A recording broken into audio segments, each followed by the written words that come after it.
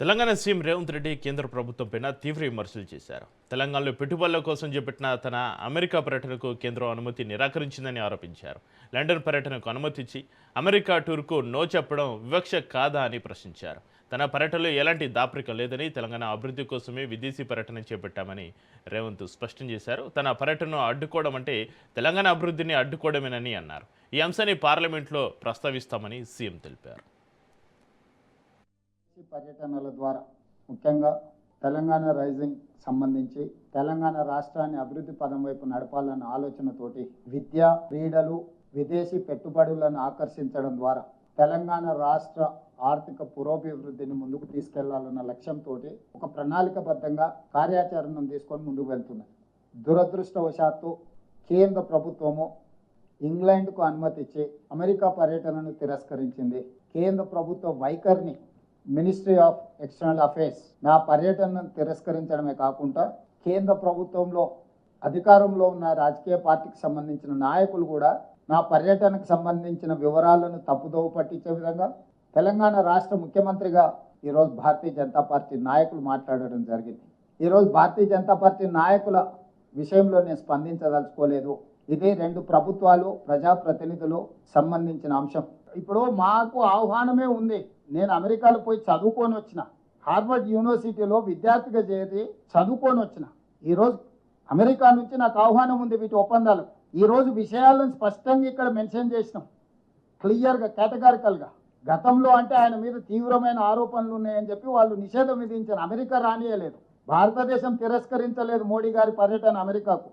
మోడీ గారు విదేశాలు, ప్రపంచంలో ఉండే అన్ని దేశాలు తిరగవచ్చు, చివరికి ఆయన చంద్రమండలం కూడా ప్రయాణం చేసేటట్టు ఉండి మధ్యలో చూస్తుంటే ఆయన ముఖ్యమంత్రులందరూ విదేశాలు తిరగవచ్చు, కేవలం తెలంగాణ ముఖ్యమంత్రి మాత్రం ఎక్కడికి వెళ్ళొద్దు అని అంటారు. బీఆర్ఎస్ వాళ్ళు పని సంవత్సరం పోయినా కదా, ఈ సంవత్సరం ఎందుకు పోవాలంటారు. విద్యకు సంబంధించి, క్రీడలకు సంబంధించి, తెలంగాణ రాష్ట్రంలో పెట్టుబడులకు సంబంధించిన పర్పస్ ఆఫ్ విజిట్ని ఈరోజు మేము తీసుకొని ముందుకు వెళ్తున్నామని స్పష్టంగా కేంద్ర ప్రభుత్వానికి అప్లికేషన్ పెట్టడం జరిగింది. The objective is to promote Telangana as a premier educational and sports hub and facilities collaborations and investment that can bring world class universities, educational institutes in Telangana. ఒక స్పష్టమైన లక్ష్యం పెట్టుకొని తెలంగాణ రైజింగ్ 2047 యొక్క ప్రణాళికను తీసుకొని ముందుకు వెళ్తున్నామని కేంద్ర ప్రభుత్వానికి గతంలో కూడా నేను విదేశీ పర్యటనలకు వెళ్ళినప్పుడు, అమెరికా కూడా పర్యటనకు వెళ్ళినప్పుడు నేను కానీ, ఉప ముఖ్యమంత్రి గారు కానీ, ఇతర మంత్రులు విదేశాలకు వెళ్ళినప్పుడు పెట్టే ప్రొసీజర్ ఇది క్రిస్టల్ క్లియర్గా వివరాలు అందించడం జరిగింది. వాళ్ళు ఏమన్నారు, ministry of external affairs has examined the proposal, clearance from political angle is declined. ఇది వాళ్ళ రిప్లై. సో రాజకీయ పరమైన నిర్ణయాలతో మేము మీ పర్యటనను తిరస్కరిస్తున్నామని చెప్పింది. What is the political reason?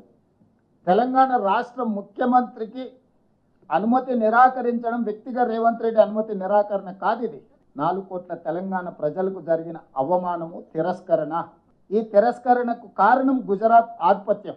ఈ దేశ ప్రధానమంత్రి ఇంకా గుజరాతీగానే వ్యవహరిస్తున్నాడు తప్ప భారత ప్రధానమంత్రిగా విషయ పరిజ్ఞానంతో ఈ ప్రధానమంత్రి గారు వ్యవహరించడం లేదు. ఇది తీవ్ర ఆక్షేపణీయము. ఇది తెలంగాణకు జరిగిన అవమానము, తెలంగాణ అభివృద్ధిని అడ్డుకోవడము.